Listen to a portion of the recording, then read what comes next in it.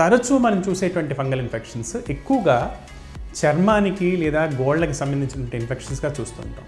దీన్ని మనం డాండ్రఫ్ లాంటి ఇన్ఫెక్షన్స్ కానివ్వండి, లేదా అలాంటివి చర్మం పొట్టురాలుతూ ఉండటం, పిటీరియాసిస్ వర్సికోలార్ అంటారు, ఇలాంటి ఇన్ఫెక్షన్స్ కానివ్వండి, లేదా తరచూ మనం చూసేటువంటి గజ్జి తామర టీనియా కార్పోరిస్ కానీ టీనియా క్యాపిటిస్ కానీ ఇటువంటి ఇన్ఫెక్షన్స్ కానివ్వండి, అలానే గోళ్ళల్లో వచ్చేటువంటి ఫంగల్ ఇన్ఫెక్షన్స్ కానివ్వండి, ఇవి మనం జనరల్గా చూసేటువంటి ఇన్ఫెక్షన్స్. ఈ ఇన్ఫెక్షన్స్ జనరల్గా వీటిని డర్మటోమైకోసిస్ అంటుంటారు. ఇటువంటి ఇన్ఫెక్షన్స్ అన్నీ కూడా ఒకళ్ళ నుంచి ఒకళ్ళకి క్లోజ్ కాంటాక్ట్ ద్వారా, అంటే దగ్గరగా కలిసి ఉండటము, బట్టలు ఒకళ్ళు వేసుకున్న బట్టలు ఇంకోళ్ళు వేసుకోవటము, ఇటువంటి పరిస్థితుల ద్వారా ఒకళ్ళ నుంచి ఒకరికి ఇవి సంక్రమిస్తుంటాయి. రెండో రకమైన ఫంగల్ ఇన్ఫెక్షన్స్కి వస్తే, అంటే మనము పీల్చే గాలి ద్వారా వచ్చేటువంటి ఫంగల్ ఇన్ఫెక్షన్స్గా చెప్పుకోవచ్చు. మనం వీటిలో ముఖ్యంగా చెప్పుకోవాల్సింది ఆస్పెర్జిల్లోసిస్ అంటాం. ఇది బూజు లాంటి ఒక ఫంగస్.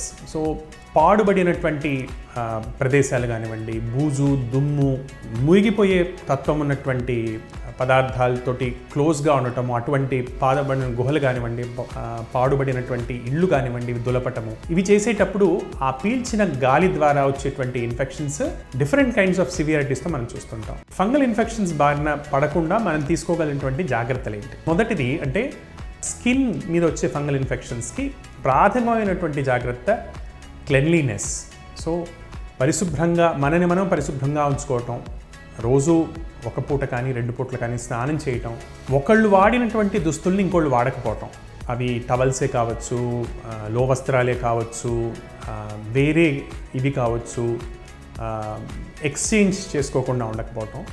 ఈ ఇన్ఫెక్షన్స్ ఉన్న వాళ్ళు బట్టల్ని మరిగే వేడి నీళ్ళలో వాటిని ఉంచి ఆ తర్వాత ఎండలో ఆరబెట్టడం, తర్వాత క్లోజ్ కాంటాక్ట్, ఇన్ఫెక్షన్ ఉన్న వాళ్ళతోటి మరీ క్లోజ్ కాంటాక్ట్ అవాయిడ్ చేయడం, ఇది మనం చేయగలిగినటువంటి ప్రాథమికమైనటువంటి జాగ్రత్తలు.